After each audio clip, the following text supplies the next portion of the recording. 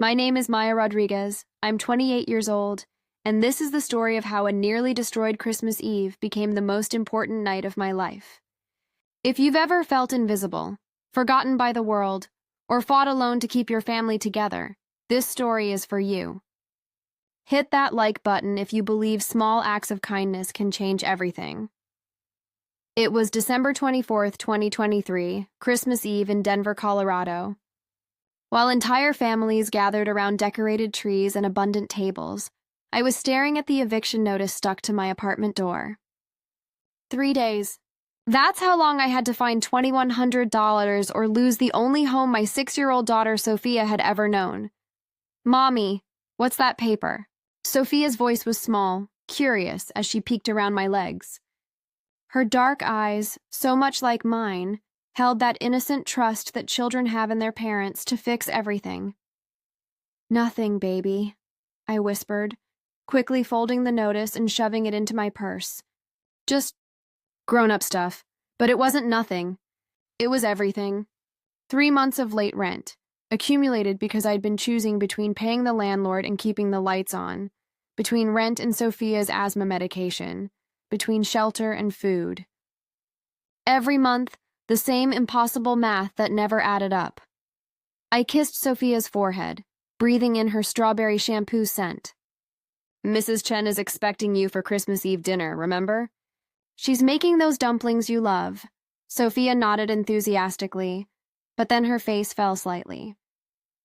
Will you be there too, Mommy? My heart cracked a little more. I have to work tonight, sweetheart. But tomorrow morning, Christmas morning, we'll open presents together, okay? The present, singular, a small frozen doll I'd found at the discount store for $12.99. Sophia had been asking for the new Elsa Castle set that cost $89.99. A price that might as well have been $8,999 for someone like me. The Moonlight Diner sat on East Colfax Avenue, a 24-hour establishment that had seen better decades. The neon sign flickered erratically, and the vinyl booths were cracked and patched with duct tape, but it was honest work. More importantly, it was work that could pay double time on Christmas Eve if I was willing to pull a 14-hour shift. Maya, you sure about this? Asked Giuseppe Martinelli, the diner's owner. His thick Brooklyn accent had softened after 30 years in Colorado, but his concern was genuine. It's Christmas Eve. Nobody should work alone on Christmas Eve. I tied my apron around my waist, the same faded pink uniform I'd worn for the past 3 years. I need the money, Mr. Giuseppe. Really need it. He nodded, understanding without needing details. Giuseppe had seen plenty of struggling single mothers come through his diner. Some made it out, some didn't. He was rooting for me to be one of the ones who made it. The dinner rush was surprisingly busy for Christmas Eve. Families stopping in before heading to midnight mass, travelers delayed by the growing snowstorm, people who had nowhere else to go. I served them all with the same smile, the same genuine care I'd learned from my mother before cancer took her when I was 17. More coffee, hon? I asked the elderly couple in booth 3. They'd been there for 2 hours, making a single piece of pie last forever. I could tell they were savoring not just the dessert, but the warmth, the company, the escape from an empty house. Thank you, dear, the woman said, her wedding ring catching the fluorescent light. You're working awful late on Christmas Eve. Someone has to take care of you all, I replied, refilling their cups. Besides, Christmas is about service, right? It was something my mother used to say. She'd been a nurse at Denver General for 15 years before the cancer, and she always said that caring for others was its own kind of prayer. By 9 p.m., the snow was falling heavily outside.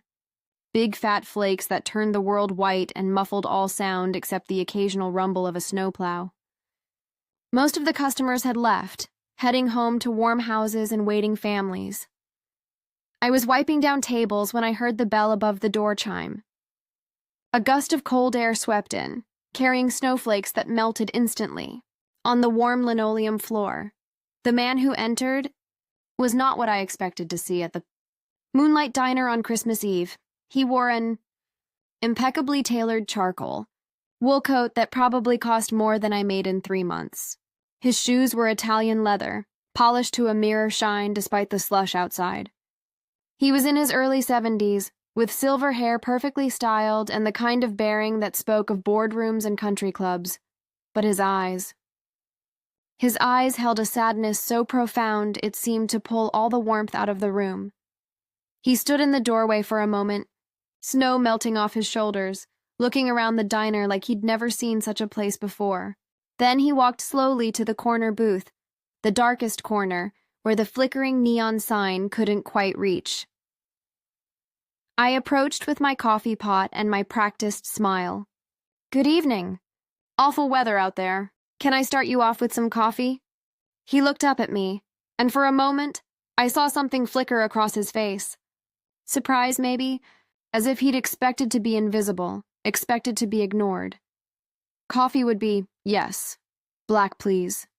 His voice was cultured, educated, but there was a tremor in it. As I poured the coffee, I noticed his hands. They were shaking slightly, and he was clutching a yellow envelope so tightly his knuckles were white. "Can I get you something to eat?" "We've got fresh pie, apple, cherry, chocolate cream. Giuseppe makes them himself." "No, thank you, just the coffee." I nodded and started to turn away, but something made me stop. Maybe it was the way he was holding that envelope. Maybe it was the fact that he was alone in a diner on Christmas Eve, wearing a $1,000 coat but looking like he'd lost everything that mattered. "First time at the Moonlight?" I asked, refilling the sugar dispenser at his table. He looked up again, those sad eyes focusing on me with what seemed like effort. "Yes, I was driving. The snow got heavy, and I saw your sign." "Well, you picked the right place.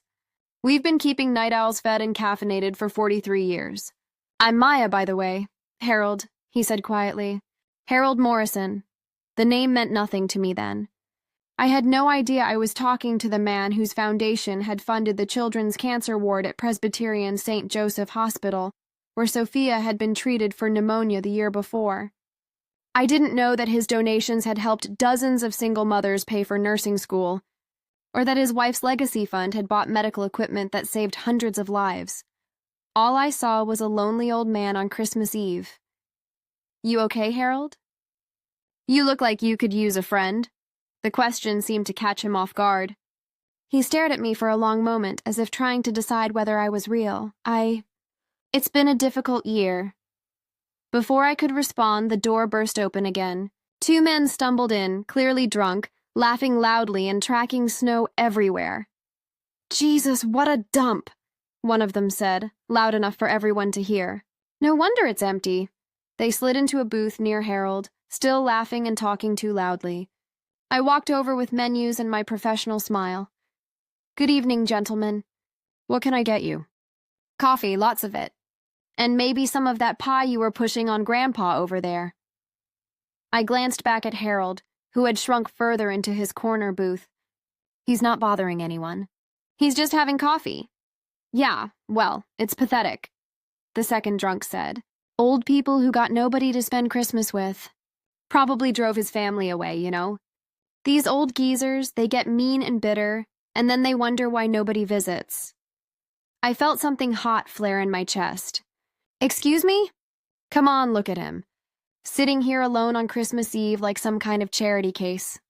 Probably hasn't talked to his kids in years. That's when I made a decision that would change everything." "You know what?" I said, my voice steady but firm.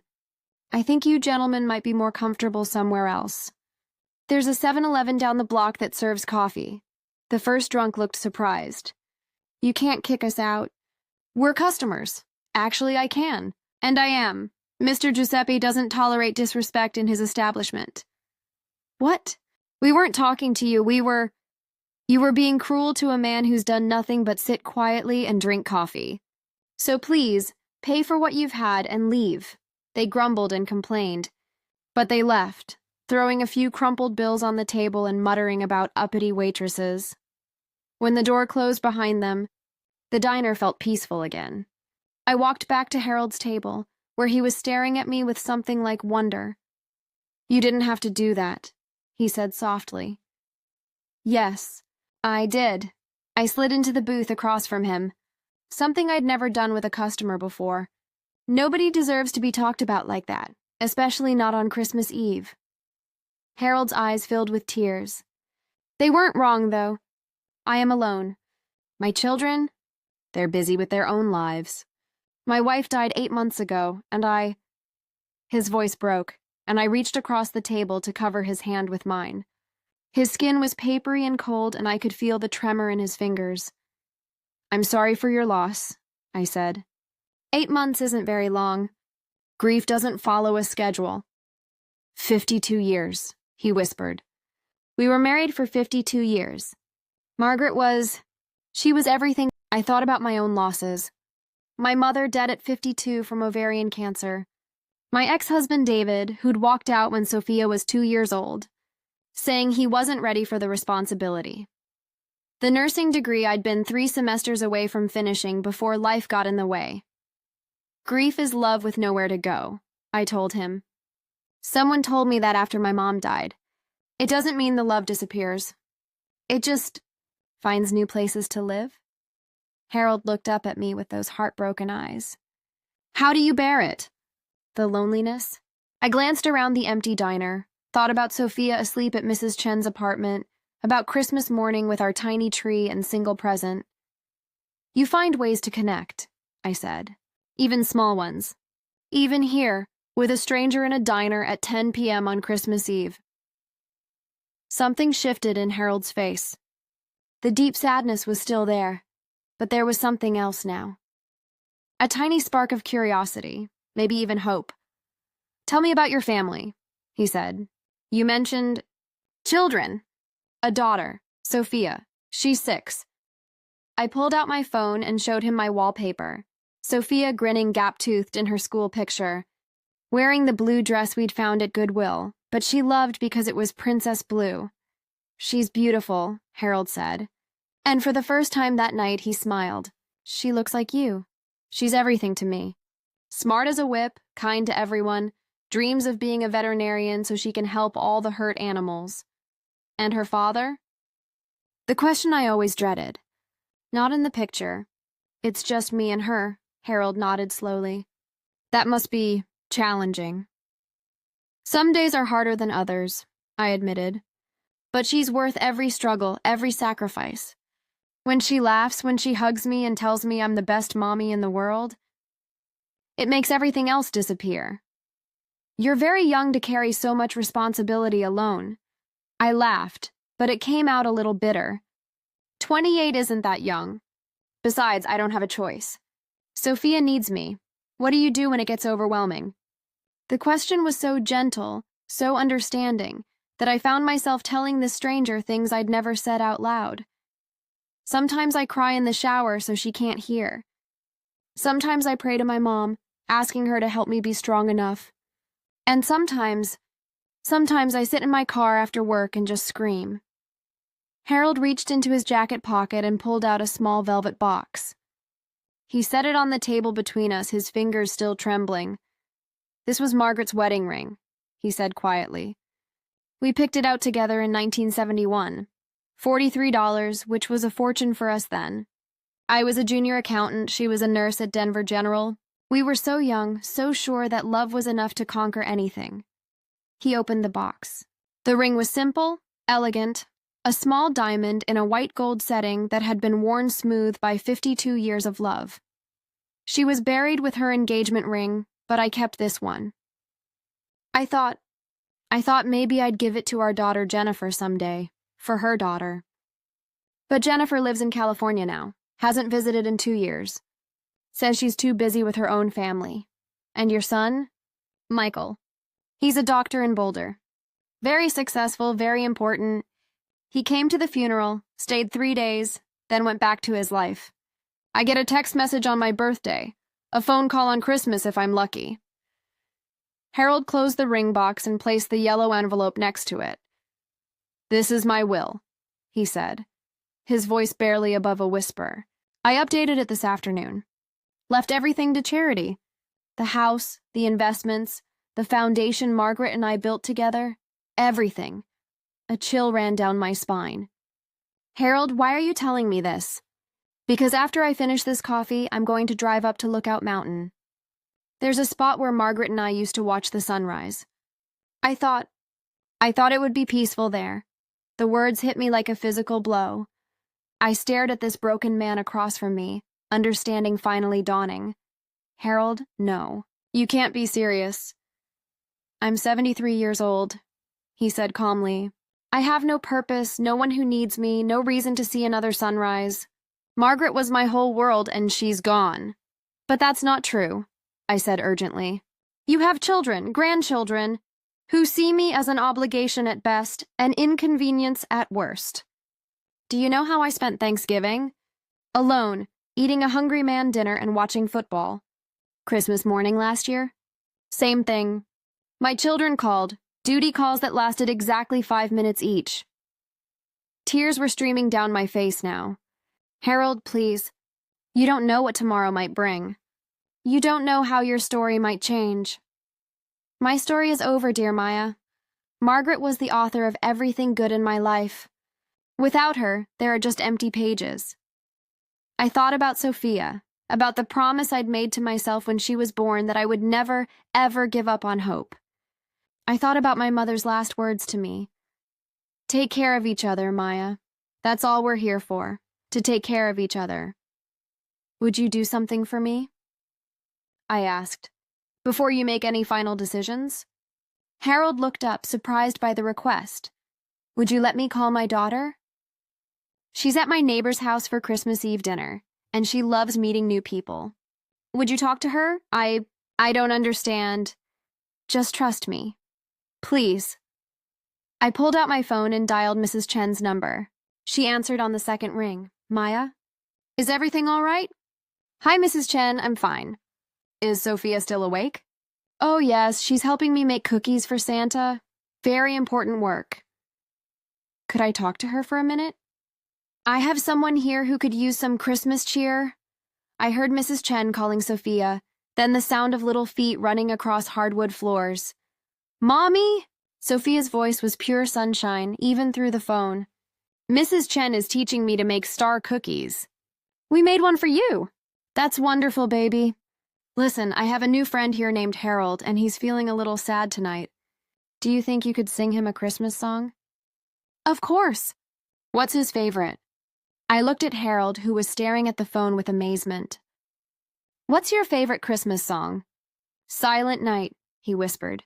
He likes Silent Night, sweetheart. Without hesitation, Sophia began to sing.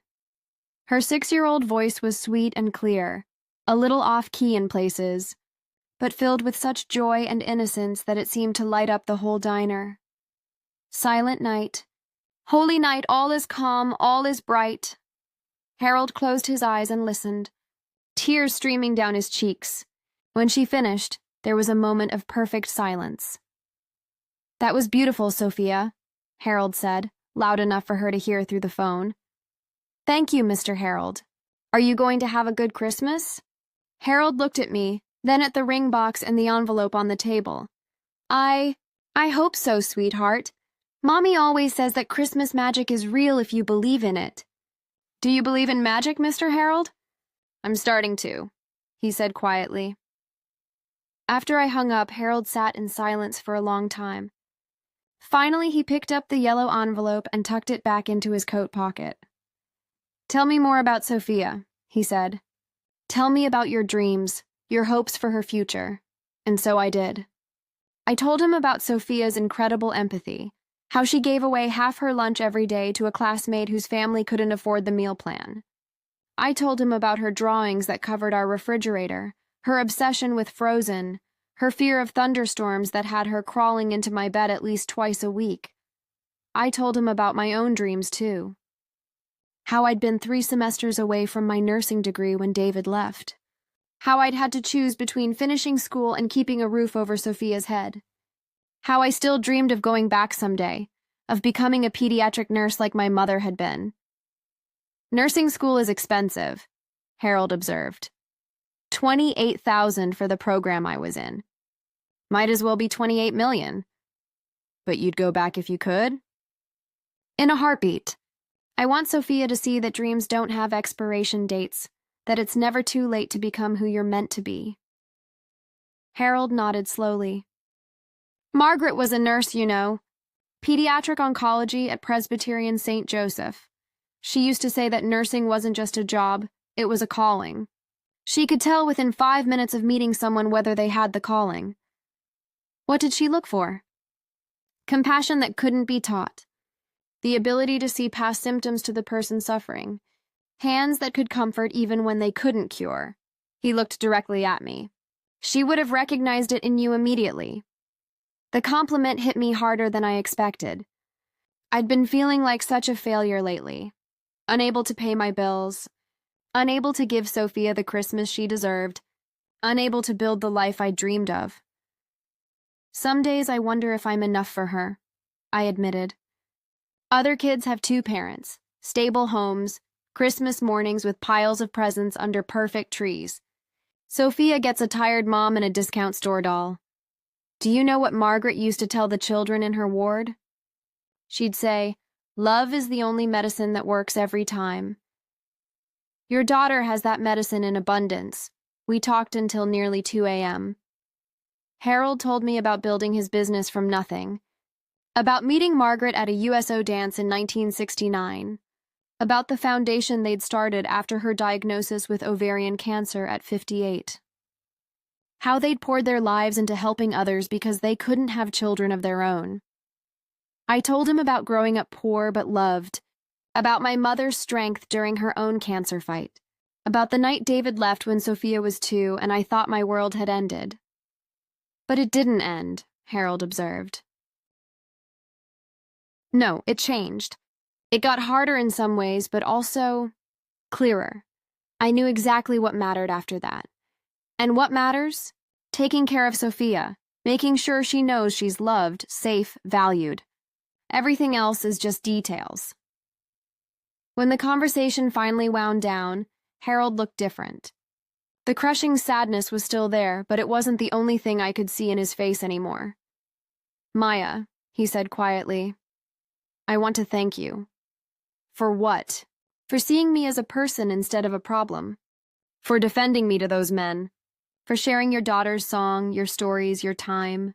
For reminding me that connection is still possible, even in the darkest moments. Will you promise me something? I asked, what? Promise me you'll go home tonight. Promise me you'll give tomorrow a chance. Harold was quiet for a long time. Then he reached across the table and squeezed my hand. I promise. He left $20 on the table for a cup of coffee that cost $2.50 and walked out into the snow without another word. I watched through the window as he got into a silver Mercedes and drove slowly away, his taillights disappearing into the white night. I finished my shift at 6 a.m., exhausted but oddly peaceful. Something about that conversation had changed me too, though I couldn't put my finger on what. As I drove home through the quiet Christmas morning streets, I felt like I'd been part of something important, something bigger than myself. I crept into the apartment, expecting to find Sophia still asleep.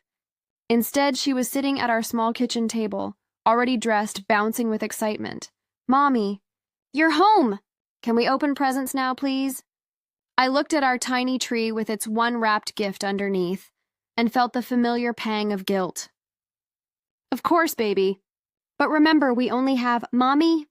Mommy, look!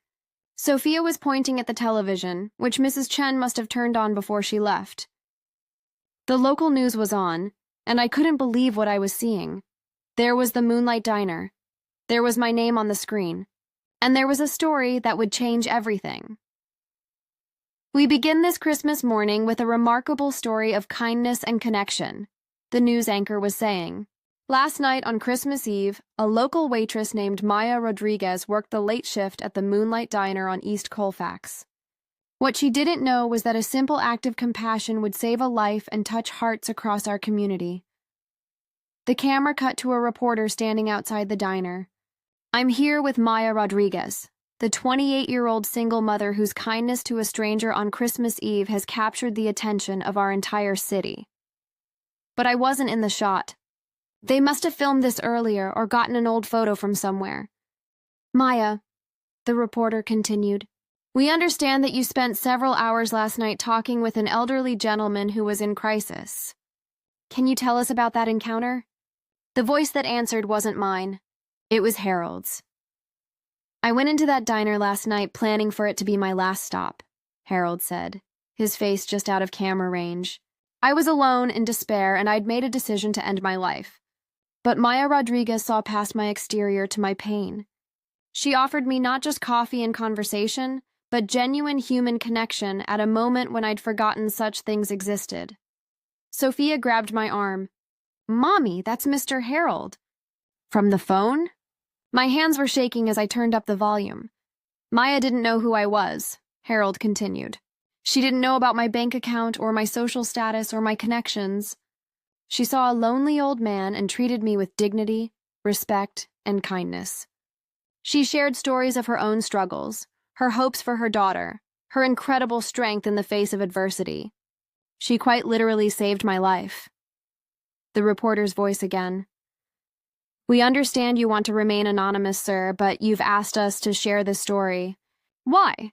Because Maya Rodriguez represents everything good about humanity. She's a single mother working multiple jobs to support her 6-year-old daughter. She's struggling financially but rich in compassion. She defended me against cruel strangers, listened to my pain, and reminded me that hope is always possible. People like Maya make the world worth living in. The story continued with interviews with Giuseppe, who called me the heart and soul of the diner, and with Mrs. Chen, who talked about how I always helped my neighbors without being asked. But the biggest shock came at the end. We've also learned, the reporter said, that an anonymous donor has established a fund at Colorado Community Bank to help Maya Rodriguez complete her nursing degree and support her family during her studies. The fund, which starts with a $50,000 deposit, is open to additional donations from community members who want to support this remarkable young woman. The screen flashed a phone number and web address for donations. Sophia was jumping up and down. Mommy, people want to help us. Is this real? I was crying too hard to answer. $50,000. It was more money than I'd ever dreamed of having. It was nursing school, paid rent, security, hope. My phone was ringing. Unknown number. Hello? I answered, my voice shaky. Maya? This is Sarah Matthews from CBS Denver. We're hoping to speak with you about last night. Would you be available for an interview this morning? I don't understand how you got this story. Harold said he wanted to remain anonymous. He did, and we're respecting that. But he contacted us specifically to tell your story. He wanted the whole city to know about your kindness. More calls followed. The Denver Post, 9 News, even Good Morning America wanted to do a phone interview, but the call that mattered most came at 10 a.m., just as Sophia and I were sitting down to open our one present. Maya, this is Harold. Harold. I saw the news. I can't believe you did that. I told you that our conversation last night reminded me what matters. You matter, Maya. Your daughter matters. Your dreams matter. The money? Harold, it's too much. I can't accept the foundation I mentioned. The one Margaret and I started. It's called the Morrison Healthcare Foundation. We've donated over $2 million to help people pursue careers in nursing and healthcare. You're exactly the kind of person we created it to support. Morrison. Harold Morrison. The name I'd seen on plaques in hospital hallways, on scholarship announcements, in newspaper articles about charitable giving. You're Harold Morrison. The Morrison Foundation, Harold Morrison. Guilty as charged. Though last night, I was just a lonely old man who'd given up hope. You gave it back to me, Maya. You reminded me that Margaret and I built something worth continuing. Harold, I don't know what to say. Say you'll accept the help. Say you'll go back to school and become the nurse you're meant to be. Say you'll let an old man be part of your daughter's life in some small way. I was crying again, but this time they were tears of joy, of relief, of possibility. Yes, I whispered. Yes to all of it. But Harold wasn't finished. There's something else, he said. I called my children this morning, showed them the news story, told them about our conversation. They're They're ashamed of how they've treated me. Michael is driving down from Boulder, and Jennifer is flying in from California. We're going to have Christmas dinner together for the first time in 3 years. Oh, Harold, that's wonderful. They want to meet you, Maya. They want to thank the woman who gave them their father back. The rest of Christmas Day passed in a blur. The phone kept ringing with interview requests, well-wishers, people wanting to donate to the fund. By evening, the total had reached $127,000. But the moment I'll never forget came at 6 p.m., when Harold knocked on my apartment door. He wasn't alone. A man in his 40s with Harold's eyes stood beside him, and a woman with Harold's gentle smile held the hand of a girl about Sophia's age.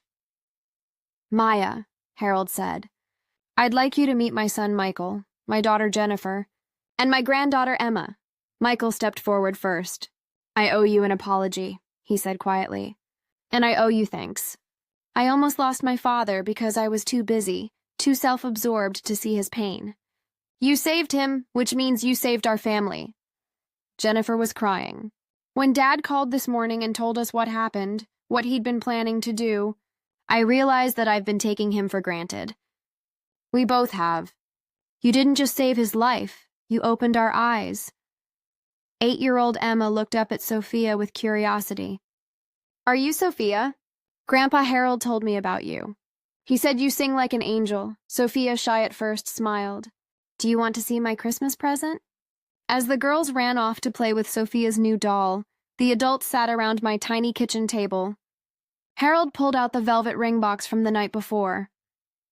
"I want you to have this," he said, placing it in front of me. "Harold, no. I couldn't possibly, and not to wear," he said gently. "To keep, as a reminder that love doesn't die when people do. It just finds new ways to express itself. Margaret's love is in this ring, but it's also in the foundation we built, in the scholarship that will put you through nursing school, in the connection we made last night." "She would have loved you," Michael said quietly. "Mom always said that nursing was about more than medical knowledge. It was about seeing people's souls and caring for them. That's what you did for Dad." Harold smiled. "I was wondering, Maya, if you and Sophia might join us for Christmas dinner next year. And the year after that. I have a feeling Margaret would approve of expanding our family." I looked around the table at these wonderful people who 12 hours ago had been strangers, and I felt my mother's presence as clearly as if she were sitting right beside me. "Take care of each other.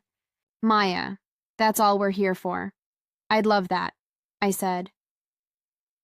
6 months later, I was halfway through my nursing program at the University of Colorado, maintaining a 3.8 GPA while working part-time at the Morrison Foundation as a program coordinator. My job was to identify and support other single parents pursuing healthcare degrees. Sophia had started 2nd grade at a better school, made the honor roll, and developed a close friendship with Emma Morrison, who she now called her chosen cousin. The girls had sleepovers every other weekend, alternating between our apartment and Harold's house in Cherry Hills Village. Harold himself had been transformed. Working with the foundation again, staying actively involved in his children's lives, and serving as an honorary grandfather to Sophia had given him purpose beyond anything he'd experienced since Margaret's death. He kept her ring on his desk now, and sometimes I'd catch him talking to it when he thought no one was looking. "I think she'd be proud," he'd say. "Of Maya, of Sophia, of this crazy family we've built." The story of the Christmas Eve encounter had taken on a life of its own. The Morrison Foundation received donations from around the world, allowing them to triple their scholarship offerings. The Moonlight Diner became a minor tourist attraction, with people stopping by to sit in the booth where Harold and I had talked. Giuseppe had the booth bronzed with a small plaque. In this booth, on Christmas Eve 2023, a waitress and a lonely man discovered that hope is the greatest gift we can give each other. But the real change was in the ripple effects I saw every day. Letters poured in from people who'd been inspired to reach out to isolated neighbors, to check on elderly relatives, to practice small acts of kindness with strangers. The story had reminded people that we're all connected, that everyone has a story, that 5 minutes of genuine human compassion can literally save a life. On Christmas Eve 2024, exactly 1 year later, I stood in the same corner booth at the Moonlight Diner. But this time I wasn't alone. Harold sat across from me. Sophia was curled up beside him reading a book, and Michael, Jennifer, and Emma had joined us for what had become our annual tradition. Giuseppe had closed the diner to regular customers for the evening, hosting instead a party for anyone in the community who was spending Christmas Eve alone. Tables full of elderly people, single parents, college students far from home, anyone who needed a place to belong. "Tell the story again. Grandpa Harold," Emma said, using the title she'd adopted for him. "Tell the story about how you and Miss Maya met." Harold smiled and began the tale we all knew by heart now. But as he spoke, I found myself thinking about the power of a single moment to change everything. How one conversation, one act of kindness, one decision to see the person instead of the circumstances can create ripples that spread far beyond anything we can imagine. A year ago, I was a struggling waitress with an eviction notice and a broken heart. Harold was a grieving widower who'd lost hope. Tonight, I was a nursing student with a secure future and a found family. Harold was an engaged grandfather and philanthropist whose foundation had helped hundreds of families. The transformation hadn't been magic. It had been choice after choice after choice. The choice to defend a stranger. The choice to listen with an open heart. The choice to share vulnerability. The choice to accept help. The choice to build connection rather than walls. The best part, Harold was saying, finishing the story, is that it's not really over.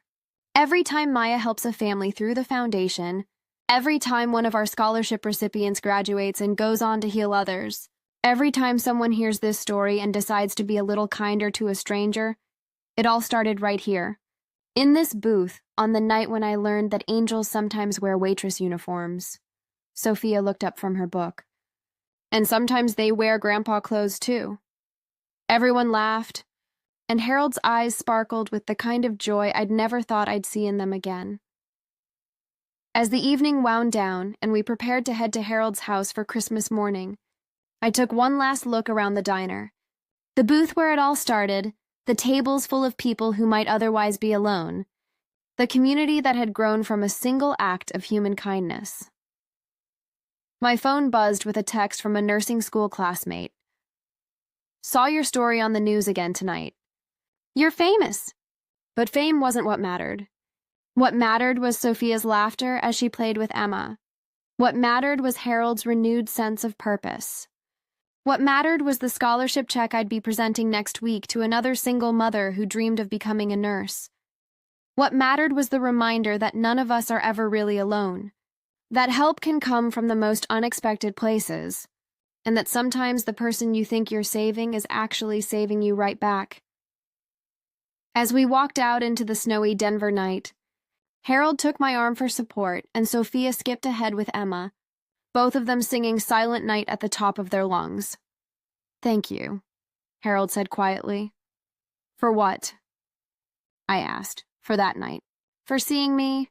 For giving me a reason to stay." "Thank you for the same thing," I replied. And as we made our way through the softly falling snow toward home, toward family, toward all the Christmases yet to come, I couldn't help but smile at the beautiful mystery of it all. Sometimes the most important moments of our lives happen in the most ordinary places. Sometimes angels wear waitress uniforms, and sometimes they wear expensive overcoats. Sometimes the person sitting alone in the corner booth isn't a stranger to be avoided, but a miracle waiting to happen. All it takes is the courage to see them. All it takes is the choice to care. All it takes is 5 minutes of genuine human kindness to change the world. If this story touched your heart, please share it. If you've ever been the stranger in the corner booth, know that you matter. If you've ever had the chance to be someone's angel, take it, because you never know whose life you might save. You never know whose story you might change. You never know what miracles might be waiting in the booth next to yours.